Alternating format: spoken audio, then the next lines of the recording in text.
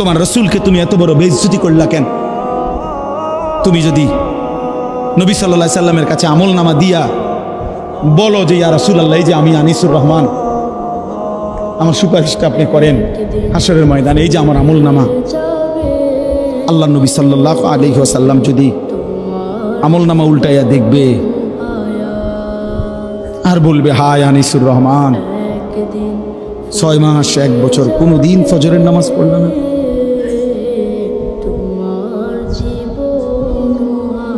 আমার উম্মত, আমি 23টা বছর চোখের পানি ফেললাম,